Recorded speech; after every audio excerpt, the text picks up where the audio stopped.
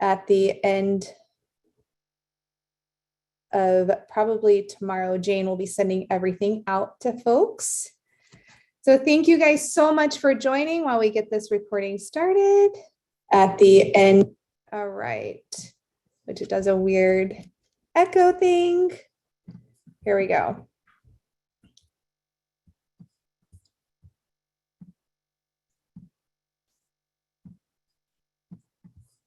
All right. Good afternoon, everybody, and thank you for joining us again for our monthly webinar series. This month, we're going to be talking about how compliance is more than following the rules, because so many of us think that compliance is just an exercise in box checking. We are going to talk today about all the different activities and roles that a compliance officer should be participating in inside of your organization. All right, so today's agenda, we are going to talk about how compliance actually protects your revenue and enables your business. We're going to talk to you about how you can train your staff in order to keep compliance top of mind, and it's not going to be the boring annual training that you've been doing for years, and how to create a continuing compliance journey that changes with your organization and the regulatory environment. So these are what we're going to be talking about today. For those of you guys that are new to the HIPAA webinar series, my name is Sarah Bademan. I am the founder of HIPAA. With us today, we have Jane Bro, who's our Director of Sales, and she will be joining in on the conversation with us today. We also have Bethany Beatty, who is our Director of Digital Marketing, and she has a few polls that she is going to launch throughout the webinar. So as you can tell by the agenda today, it is kind of a complicated conversation that we're going to be having. So we encourage you to interact with us. You can send messages to us through the chat function, or you can unmute yourself and talk. So you do not have to wait till the end of the presentation today to interject if you have a question. All right, we are going to go ahead and get rolling now. All right, so the first thing is, what is compliance? Right, because I did mention that it was more than just an exercise in following the rules and checking boxes. There are actually three elements to any role of compliance. The one that we most closely associate compliance with is the align role, right? So compliance is supposed to align with the regulatory requirements, with your corporate policies and your business objectives. This is the one role that most organizations are very good at performing, but that leaves 2/3 of the role of compliance kind of unaddressed. So the second one is to guide your organization. Your compliance program should guide the culture of your organization.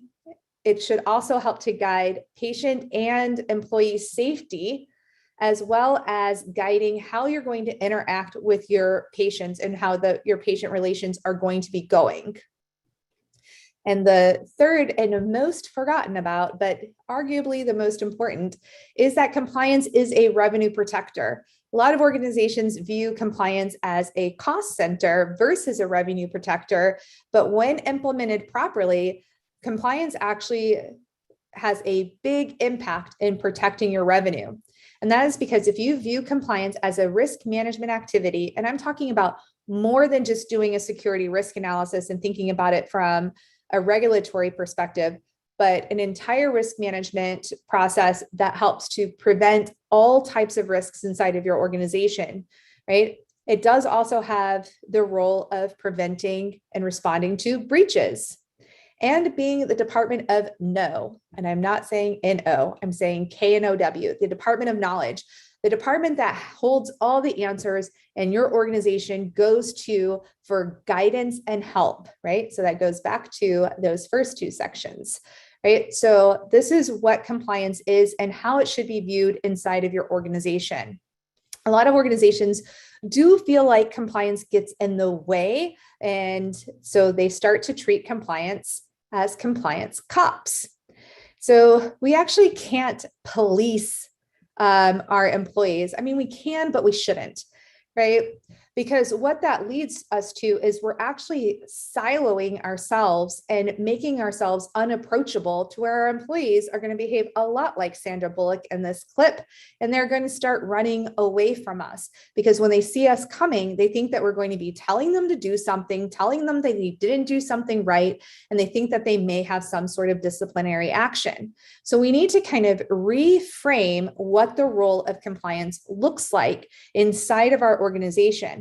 And in order to do that, we need to understand what the role of compliance is and what oversight in a compliance function should involve, right? So there are actually 8 main objectives in overseeing compliance that can actually help us to get out of that role of being a compliance cop and into the role of being a compliance officer. Right. And so the main thing we need to remember is that in our role as a compliance officer, we are leaders inside of the organization. And it doesn't matter what your title is. If you're the HIM director, the director of IT, if you are just, if you're the HIM associate, it does not matter exactly what your title is. If you have the role of overseeing an area of compliance. So if you're the HIPAA privacy officer or the HIPAA security officer, you are still a leader in the organization. And if you start to view yourself as a leader, you'll start to act like a leader and start to be included in more of the decisions that are needed, that you're needed in to help guide the organization and to align with all of the regulatory principles and to protect your revenue. And that's done by actually being involved more in strategy sessions that are creating the business objectives that drive your revenue and shape your culture, right? You should also really consider yourself a patient advocate, right? So the OCR is receiving an unprecedented number of patient complaints. So patients are aware of what their rights are, and they're complaining more and more to the OCR. We're seeing this with the OCR Right of Access Initiative. We're seeing it with the uptick in technical assistance letters that are being sent out. And the reason why the OCR is receiving all these complaints is not just because our patients are more educated on what their rights are. It's also because they don't believe your organization is looking out for them. And so if you consider yourself in the role of a compliance officer as the patient advocate, and you actually work with the patients when they make a request for records or they make, any other type of request, and you're actually educating them on what the process will look like, how long they can expect to receive their information, and you're keeping them in the loop if there are delays, you're actually becoming a patient advocate and you're building that trust, and you're going to reduce the risk of that patient reporting you to the regulatory authorities because they see you as their ally in getting the information. And that should be one of your key roles as a compliance officer, right? Then we also know we do have the role of an investigator. Now then, in our role as an investigator, we need to be very careful not to switch into that mentality of thinking that we're a compliance cop, right? We're not. Our main goal when we're investigating a compliance incident, whether it be a privacy incident, a security incident, or any other type of compliance issue, that we are truly trying to get down to the root cause of what caused the incident to begin with, and then we can actually take appropriate actions from there. Sometimes it will include some sort of disciplinary action. However, if we are taking it from an investigatory standpoint versus an accusatory standpoint, we can start to build the trust with the rest of our staff because we are taking on that role of an investigator, really trying to figure it out. And when you're talking with an employee that may have violated one of your policies, you can actually talk to them about where maybe your organization didn't help them understand what your policies are. And then you're automatically diffusing the situation and allowing the employee to talk to you so you can get down to the root problem. Then once we finish with all of that, we may need to revise our policies. We also may need to revise our policies as new regulations come down the way, like what we saw with information blocking earlier this year, and what we will see once the new proposed modifications to the HIPAA privacy rule are finalized. So we do have this role of being a reviser where we're constantly having to revise our policies, which means we have to be reviewing them too, y'all, not just dusting off our binders once a year. We actually need to be looking at them routinely to make sure that our policies align with our culture, our corporate business objectives, as well as our culture. So this is the role of a compliance officer. And when you're able to accomplish these 8 things, then you know that you're actually doing everything you can to do those 3 main roles of compliance. It will also help you to not be siloed. This is probably one of the biggest complaints that we hear from compliance officers, is that they're a department of one and they're all alone and nobody is supporting them. Right? So once we start to consider ourselves leaders and really embrace what our compliance oversight responsibility is, we understand that a lot of our responsibility to achieve all 8 of those things we discussed on the last slide is communication, right? So everything I talked about requires a great deal of communication between every single department inside of your organization. And once you start to communicate and you're more open and transparent about what's going on with compliance, you'll start to see yourself slide over out of one silo into the other with the rest of the organization. And the rest of the organization will embrace you. They want to include you. And right now they're seeing you as kind of being in the way and being a barrier. And communication is one of the best ways to help eliminate that perception of what compliance is. All right, so we're going to launch our first poll, Bethany.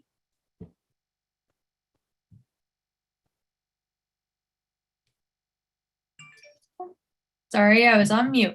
So our first question is, what role does your compliance officer fulfill? Do you feel like you are the compliance cop, the compliance oversight, a lone wolf, or do you mostly just feel like you're trying to survive?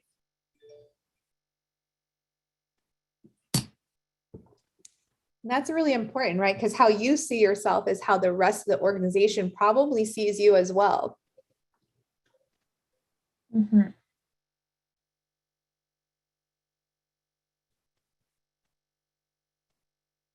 So while we're finishing up that poll, I want to talk more about the communication, because another thing with the communication and helping to bring us out of those silos is delegation, and being able to delegate different areas of compliance responsibility out to other folks, right? So if you have something that involves information technology, making sure that they know their role.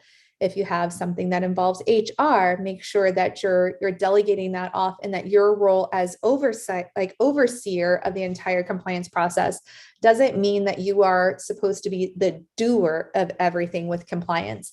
And I think that especially in small organizations like critical access hospitals, FQHCs, and clinics that we typically work with, like you can see that is one of the biggest problems, is where compliance feels like it's their job to do everything as well. So we need to make sure, in order to help to bring us and elevate us into the role that compliance should be, which is as an overseer, that we're delegating properly as well.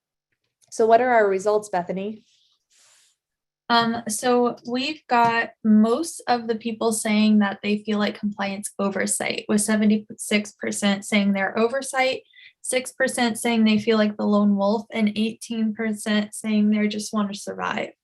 Oh, well, it's good that most people feel like they're already in compliance oversight. That is awesome. So give yourselves a great big round of applause, because that's amazing. All right. So for those of you that don't feel like you are in the role of compliance oversight and you're either a lone wolf or just trying to survive, it is time for us to start to rethink compliance and think about it more as a journey and not just an exercise in checking the box, right? So if we think about how we can do that and move it more into this journey, the first thing we need to do is examine the culture fit of compliance in your organization so that your organization does not view compliance as being a barrier as a department of no, right? You want to redesign how your organization looks at you so that you become that department of knowledge, that risk management department, and so forth, so that your organization actually welcomes you. You also need to understand the role that compliance plays in promoting growth. And we're not talking about just revenue growth, because compliance likely will not grow your revenue. It will protect your revenue.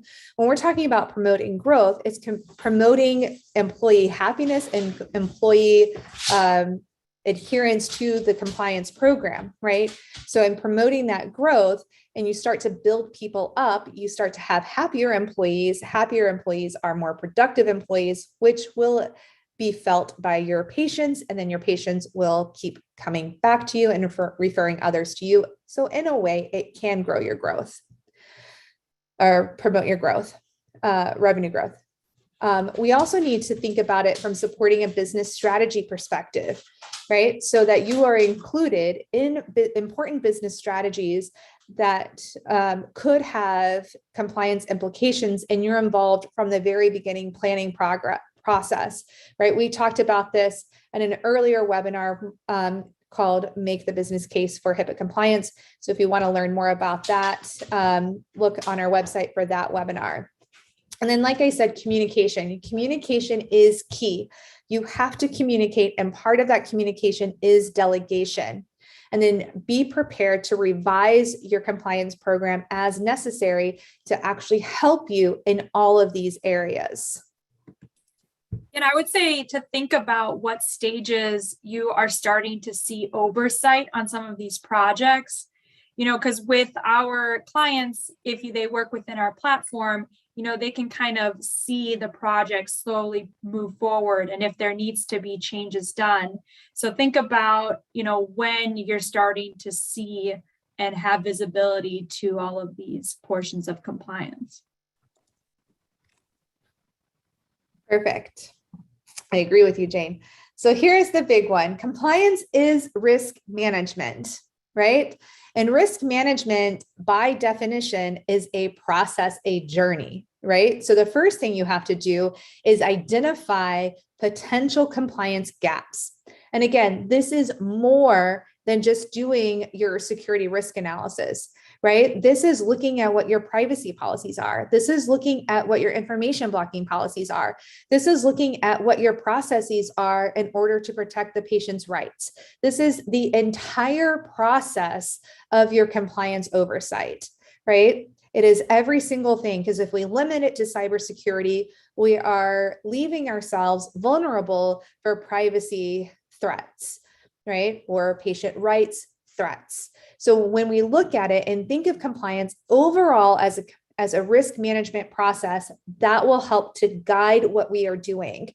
And part of risk management is considering the impact to the organization. And when you consider impact, you need to think about the financial impact, the regulatory or legal impact, the impact to your operations, as well as the impact to the overall organization, right? So it is every single one of those things that you're actually considering when you're conducting your risk management process. One of the best ways to actually accomplish this is through some sort of automation. Right. So in HIPAA, and I know Jane's going to show you a little bit later on our policy module, but we have an automated self-assessment that actually helps you to accomplish this process for your entire compliance process. It is very, very important that you are keeping on top of all of this and making sure that your compliance is viewed as risk management. That will also help you to revise how your organization is thinking of you. You will no longer be viewed as a cost center, but as that revenue protector. That is, again, one of the three key areas that you should be focusing in on your compliance oversight journey. Again, like I said, that risk management leads to this revenue protection, because once compliance becomes a risk management exercise, you can help reduce regulatory penalties, reduce your business missteps, right? So things that you do that can cost you a lot of money or time. It can actually prevent a toxic culture because, again, back to Sandra Bullock, you don't want them running away from you. You want them actually engaging with you and having a good culture within the entire organization. And it can improve patient and occupational safety. And all of that is how you're protecting your revenue through your compliance oversight. Once you switch your mindset from being a follower of the rules and just checking boxes to converting how you're viewing your compliance to a risk management activity. It will also change how you're training your employees, right? Your employees are tired of seeing the same training year over year over year. It is boring. They will skip through your training modules that you're sending them. They will take their quiz and they will move on. And then you've not really done anything to help progress their knowledge and help protect your organization. So when you take a risk management-based training mindset, you're able to train your employees on what the vulnerabilities that you're seeing inside of your organization, right? So if, for example, you're noticing that if you're in a clinic, your receptionist, if you're in a hospital, your unit secretaries are taking notes like on sticky notes or on paper, and they're handwriting all of this PHI on paper, which if you haven't gotten out of your compliance office and walked around your facility, you will be shocked to see how many employees are actually doing that. You can actually train those employees by sending them an email, or you can, do something more fun to kind of help engage them, but around that one issue, instead of telling them, sending out some boring training to everybody that says, we don't write PHI on paper. That doesn't really mean anything to anybody. But if you take the time to actually explain to them the reasons as to why not, they start to embody all of what the goals of compliance are versus just, trying to follow the rules, so to speak. And that's when they don't like you so much. Right. And then also try to do role-based training versus everybody in the organization receives the same training. And remember that HIPAA does not require you to train annually. There is no time frame for training other than upon hire. You have to train all of your new hires. And then every other piece of training should be based off of your risk-based management, right? So areas of concern that you're seeing inside of your organization, right? If you have a breach or if you have an incident and you need to retrain people, that is where training needs to happen, right? And make sure that you're sending out these periodic security reminders that HIPAA does require. And again, all of that starts to align your organization where your employees don't feel like you're wasting their time by making them do the same boring training, which is simply not effective. You're making yourself feel good by giving yourself a nice pat on the back, like I did a good job because I made my employees take this hour-long boring training. But in reality, it's done nothing. So make sure that you're doing this risk-based management-based training that is role-based, right? So clinicians are receiving training appropriate to them, admin staff is receiving training appropriate to them, and that you're always sending out security reminders. That's going to be imperative to make sure that training is well received. With that, I'm going to let Jane show you our training and reminders module.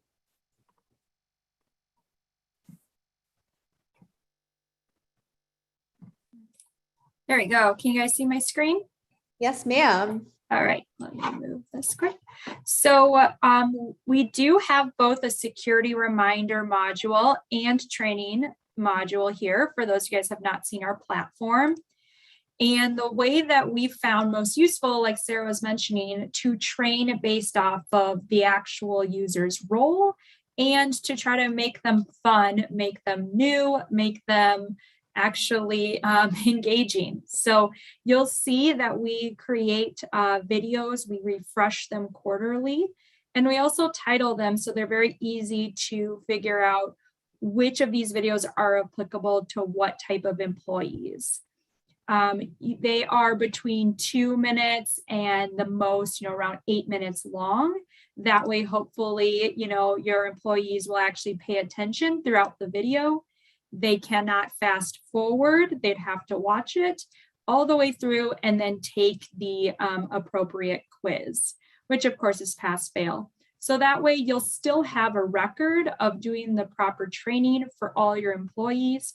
But again, if there is a security incident or something that comes up, you'll be able to go through these videos and pick a video to assign as just a refresher. If something happened, a misdirected fax, you would then assign just that training video, perhaps to that individual or maybe to your whole team as a refresher. You can, of course, add your own videos within our platform. So if you come to us and you have training already made, you can create a quiz to tie it with. But we feel very good about the videos we have on HIPAA and Cures Act for your employees to, understand the regulations.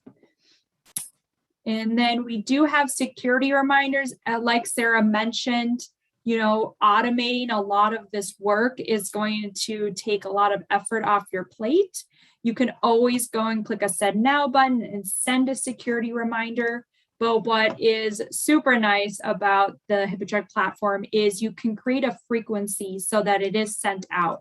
You don't have to, think back and go, shoot, did I actually send all 6 of my security reminders this year? They're automatically going to be sent out on when you choose. You can create the content of the email, and you'll also be able to see who it's been delivered to and who actually opened and saw your email versus ignored you. And maybe that would create a further discussion for you and that employee, or maybe further training would happen at that point. So these are just a few ways, again, you can automate the training, but still have it be effective.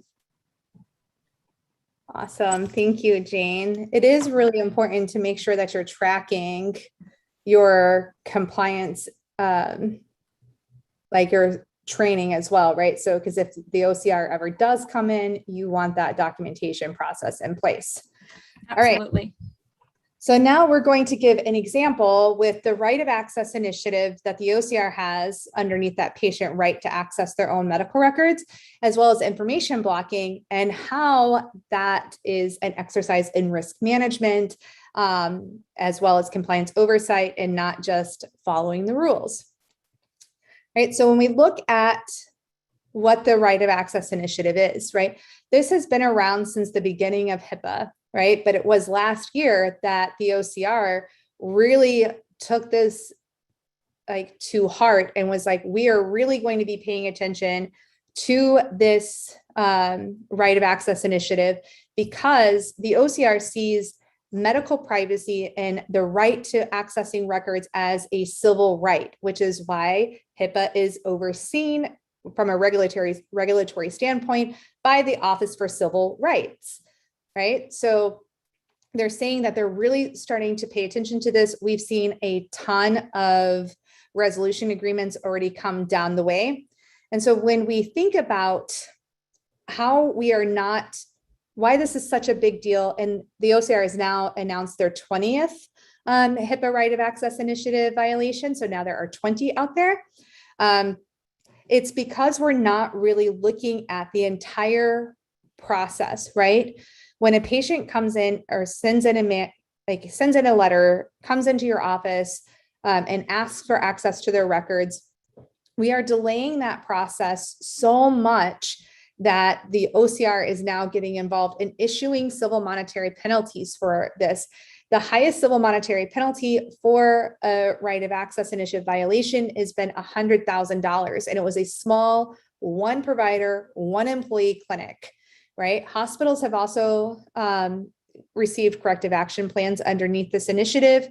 The smallest penalty for this initiative has been $1,500.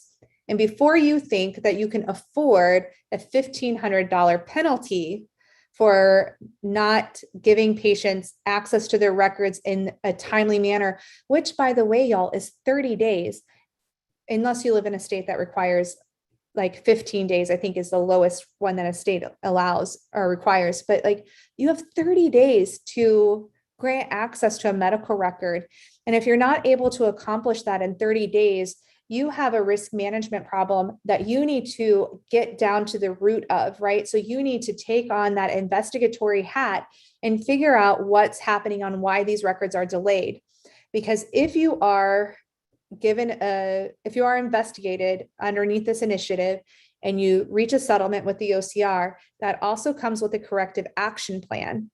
And so that corrective action plan will be in place for 3 years, meaning you have to send an annual report to the OCR for 3 years. And before you think, oh, $1,500 in an annual report for 3 years, no big deal. The first 12 months, you will meet with the OCR about once a month.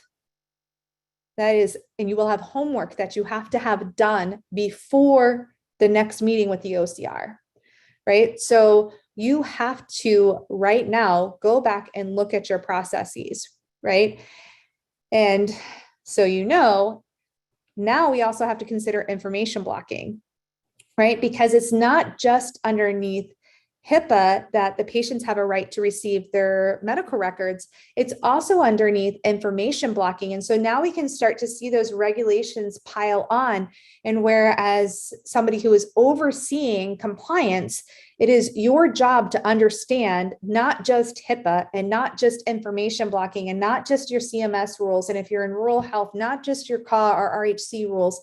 You have to understand how all of those overlap and how all of those app together, so you're not in violation with any of them, or so that you're not in compliance with HIPAA, but not with your CMS regs or not with your RHC regs. And so it is very, very important. And if you are only responsible for HIPAA and somebody else is responsible for information blocking and somebody else is responsible for your CMS and somebody else is responsible for your RHC or CAW regs, then you need to make sure that you are communicating, delegating, and working together to ensure you have a succinct program. Because underneath information blocking, patients are allowed free of charge, immediate access to these elements. And it is free of charge. So underneath HIPAA, you're allowed to charge $6.50 for electronic access to the records. Underneath open notes of information blocking, free of charge. And it must be these elements. Right. So it's limited to these elements that you are required to give, and they cannot be held for provider review as well. And so that leads you to where you have to go and communicate and delegate to a provider as well, because if a provider wants to review all of their lab results before they give it to a patient, you have to educate that provider that that's no longer permissible underneath information blocking. If that patient requests access to that lab, you have to give it immediately. Now, then a misconception is that the ONC underneath Cures is requiring us all to adapt patient portals, and that's not true either. There are some exceptions to the information blocking rule, which we've gone over in another webinar like a while ago. So you can actually find that webinar as well to go over what those exceptions are. But for the most part, you have to release this immediately. You also have to consider provider to provider disclosures for treatment purposes. In most cases, that is no longer just permissible under HIPAA's TPO. It is now required underneath the Cures Act information blocking, prevention of information blocking, right? So any disclosure between providers, so from a clinic to a hospital, from a hospital to a hospital, clinic to clinic, any covered entity to a covered entity for treatment purposes, you are not allowed to require patient authorization. Now, there are some exceptions, right? So you have to consider your state regulations. Like Jane lives in Minnesota. Minnesota requires authorization for all disclosures for providers like this. So, and for that case, there is an exception for you to delay the access until that's fulfilled. So you need to make sure that you're checking those regulations. But again, most cases, you are required to disclose this information immediately, right? So again, you may need to go back and revise what your HIPAA policies say in order to be able to grant access like this underneath information blocking. Like HIPAA, the information blocking rule does have enforcement activity. The OIG has not published the final rule on the civil monetary penalties for healthcare providers. So if you are a healthcare provider on the call today, the ONC right now has regulatory discretion. If you are a health IT developer like HIPAA, it's up to a $1 million per violation of the information blocking rule. Also, if you are a healthcare provider, CMS and reporting to MIPS, CMS has 3 attestation statements that you have to attest to that you are complying with the prevention of information blocking. And if you are not able to attest to those 3 statements, then CMS will publish you on a nice information blocking wall of shame. That is not a wall we want to belong to, right? Just like we don't want to be on the HIPAA wall of shame for large breaches, we don't want to be on CMS's wall of shame for information blocking, right? Because this will directly impact your revenue, right? So this is another area where aligning compliance to the broader healthcare objectives helps you to protect your organization's revenue. All right. So when we look at our 8 roles that we discussed at the very beginning of today's presentation, we can actually see what our roles are, what our role is for the right of access and information blocking as the compliance officer in our oversight role, right? So we are the leader. We actually have to be the Department of Knowledge as well as leading our senior leadership, if you have a C-suite and a board, to those folks as well, in order to be able to improve the results of your right of access and information blocking processes right now, in order to align with those regulatory requirements. This will also likely involve a strategy, right? So underneath open notes, there may be some technical pieces that you need to put in, as well as aligning your clinical staff to understand the fact that they cannot have the right to review certain things before it's released to a patient if a patient requests, and administrative staff, because you're going to have to be training your staff on all of that as well. So you're going to have to create a strategy on how you're going to actually balance all of that and roll out a program that aligns right of access and information blocking so that you can actually protect your organization from this. Part of that strategy is going to be to make sure that the culture of your organization is able to keep up with it, right? Because people love change, right? No, nobody likes it. I know. But we have to actually try to encourage change and break some of the habits that we have right now in order to be in compliance.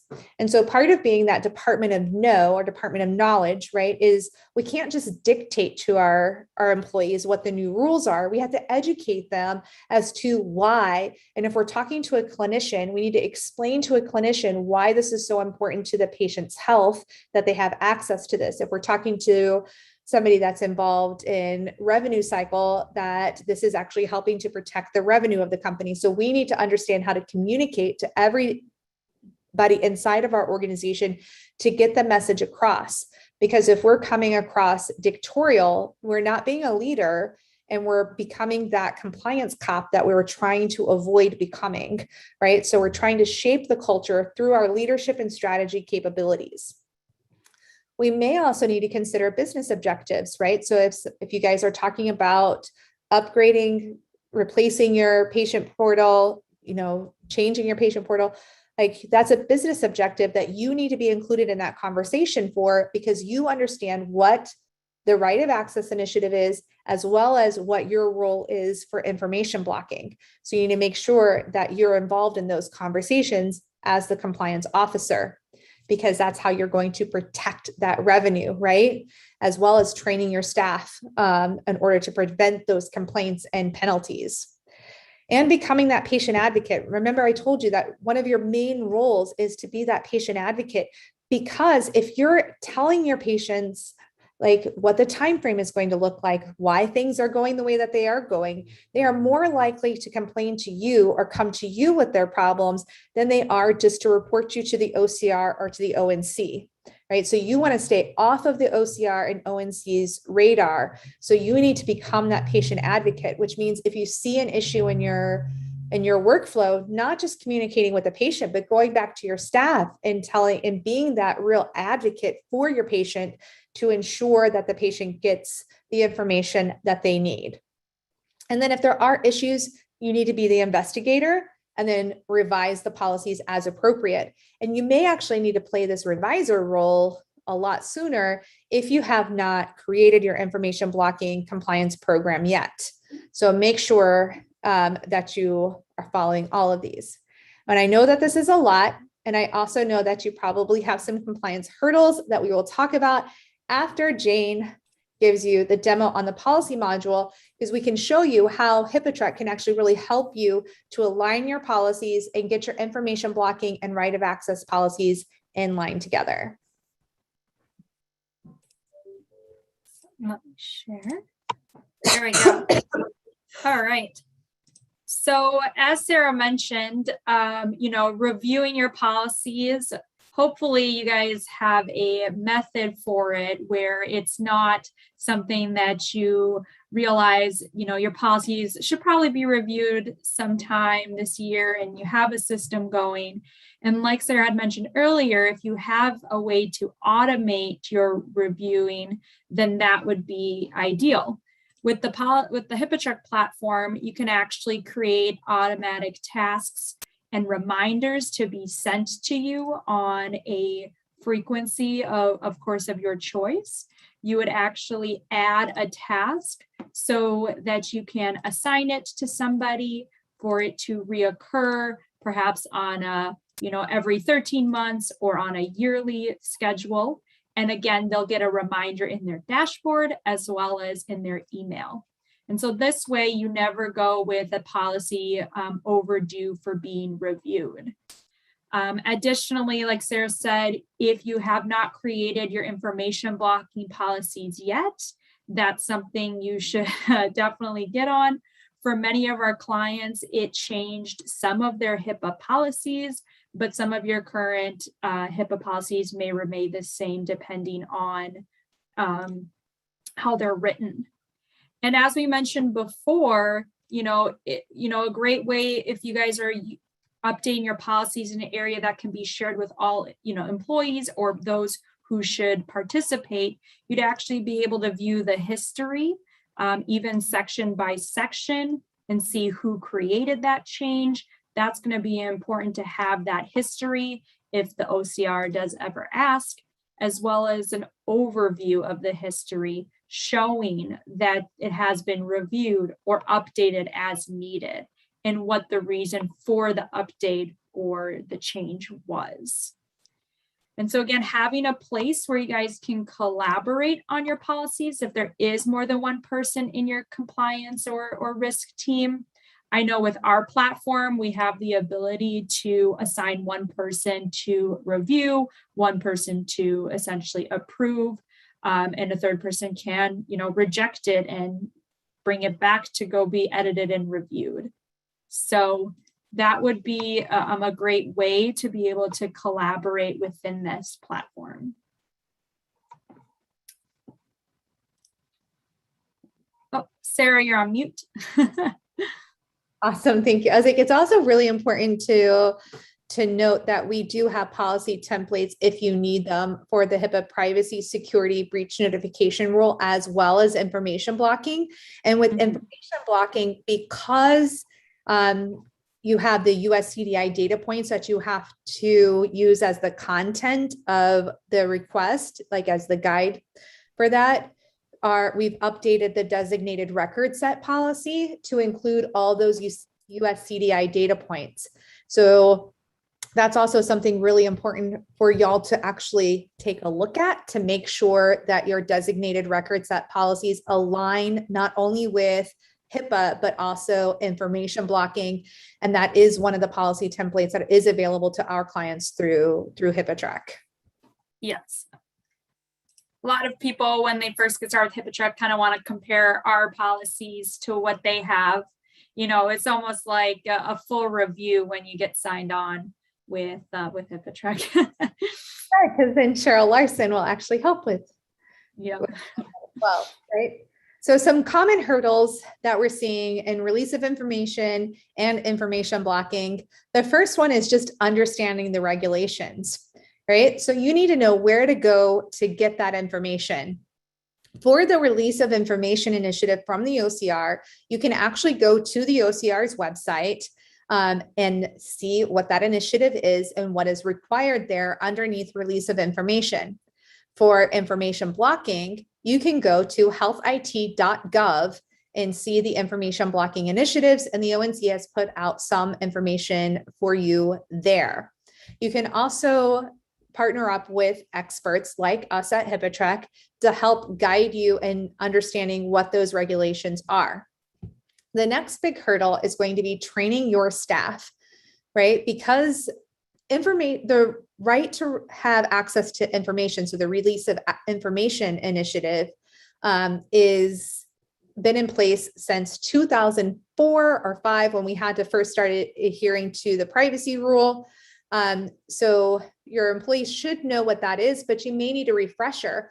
And it's really helpful for them to have a cheat sheet or a poster to look at so that they always have that kind of as a visual reminder of what the steps are when they receive a request for release of information on how to do it. And that cheat sheet or that poster should include both processes for the release of information initiative, as well as information blocking, to make sure that you're not adhering to just one of those regulations, but you've got both of them all wrapped up into one cheat sheet card or one poster. And then training them with videos and compliance reminders as well. But really those cheat sheets and posters are going to be really key, because that's going to help you to modify their habits, which is a big culture initiative that you have to do. So if they have habits where they're processing requests from like the first received to the last received versus doing treatment providers first, then handling patient requests as there's time for, and balancing the urgency of them. Because you have to remember that the whole reason why the information blocking rule is eliminating the need for that authorization for patient data between treatment providers for treatment purposes is to eliminate delays in care. So you need to be able to modify your employees' habits to actually achieve what the spirit behind the rule is. And then help balancing those requirements with your culture, right? Because again, people don't like change. You don't want to be seen as just being like, again, that dictator. You want to be seen as a leader. And so you're going to have to find a way to balance those requirements within your culture. And every organization is unique. You understand your organization and the culture there. And so you need to take hold of how to actually balance that out inside of your organization. If you need tips, you can feel free to contact us and we will help you as much as we can with that. And then lack of compliance tools and budget. So we're going to take the second half, right? So the budget piece. If you start to change how you view compliance and view it more in that risk management view, your senior leadership will also start to see that shift. They will then understand that compliance is not a cost center, but is a revenue protector, and they will start to allow budget for it, because that is why organizations are lacking compliance tools, is because senior leadership doesn't view compliance as a revenue protector. And so that is something we need to start to shift and change. And so once you're able to do that, you can have access to great compliance tools. And hopefully even before then, I know Jane has been very successful in helping compliance officers talk with their senior leadership about that importance in viewing compliance as a risk management activity. So if you need help, contact Jane. She is brilliant at helping to walk through that. And I know that she'll be able to help you. All right, we've got another poll, Bethany. All right. So our next question is about your biggest compliance hurdle. Do you feel that corporate culture does not recognize the importance of compliance, that your staff training is not as effective as it could be? Do you think that keeping up with the regulatory environment can be too much of the hurdle, that you might be lacking tools to manage your compliance, or you guys are crushing it? Nothing is in your way. Awesome.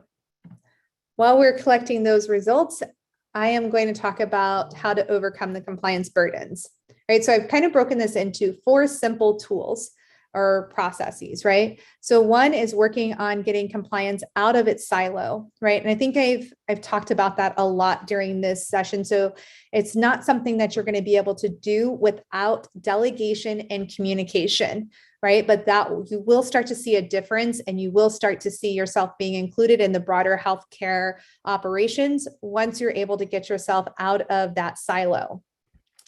And then second is to create out of the box training through reminders, gamified training, posters, and cheat sheets. So get out of the habit of sending out that boring annual training that's done year over year over year, but rather creating risk management based training that is specific to their role. Third is making that business case for compliance. Again, we did do another complete hour webinar on that, so feel free to check that out to learn how to do this. And then number 4 is to provide compliance insights to the entire team, right? So that is a communication piece that will then tie it all back into number 1, right? So once we start to overcome these compliance burdens, we'll stop seeing ourselves as the lone wolf or just not knowing where we stand or just trying to survive.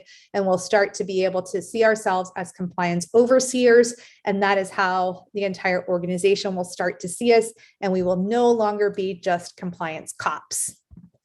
All right, Bethany, what are the results of that poll? Let's see. So we got about 8% feeling like their corporate culture does not understand the importance of compliance. 23% say that staff training is not effective. Our majority at 54% feel like keeping up with the regulatory environment is their biggest hurdle. And 8% both agree that they are lacking the tools to management, while the same amount of people believe that they are crushing it. Their compliance is on point. Awesome. All right, so for those 54 that are struggling with keeping up with regulatory changes, that is kind of the purpose of our webinars. We host 2 webinars every month. One is this webinar here, which is an education-based presentation style webinar. And the other is our HIPAA huddle, which is more of a conversation where y'all send us questions and we pose them to the audience. And you get to hear not only from experts like us, but you also get to hear from healthcare attorneys, cybersecurity experts that join the call every month, as well as your peers at other hospitals and clinics. So with that, this concludes the presentation. Are there any questions? So you can either use the chat function to ask your questions, or you can unmute yourself and we can have a conversation. I want to remind everyone too, while you're thinking of your questions or typing them in the chat, that we do have a last poll. I kind of silently put out there. So if you want to take a few seconds to answer that, we'd appreciate it. I know I received a question for you, Sarah. Is there a way for a provider to know if one of their patients filed a complaint without getting a call or letter from the OCR themselves? No, there is no way to know. And most of the time when you receive a technical assistance letter from the OCR, which will be the first contact you have with the OCR, if the patient has requested to stay anonymous, which is 90% of the patients out there, you will never know which patient actually launched the complaint. If the patient did choose to have their name known, you are not allowed to discriminate against that patient in any way because they filed that complaint. That is true for the OCR as well as the ONC, as well as CMS. So you're just not allowed to discriminate if a patient complains about you. If you are investigated by the OCR off of a patient complaint, you 99% of the time when it involves an investigation, the patient does remain anonymous. And so it is likely in the majority of cases, you will never know which patient launched the complaint against you. And it shouldn't really matter because the patient filing the complaint filed the complaint, the OCR found it relevant because your processes are not up to par. And so it should be taken as an opportunity to improve.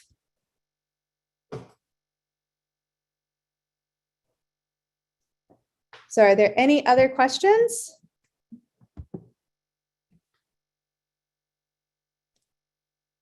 All All right, if you think of questions, I know sometimes folks can be a bit shy. You can email Jane or I. Our contact information is up on the slide that you're seeing right here. If you would like help talking to your senior leadership about how to start to see compliance as a revenue protector, please contact Jane. Again, she is absolutely brilliant at helping to form those conversations. Or if you would like to see a demo of HippoTrack, please let us know. We would be happy to help you. All right, thanks everybody.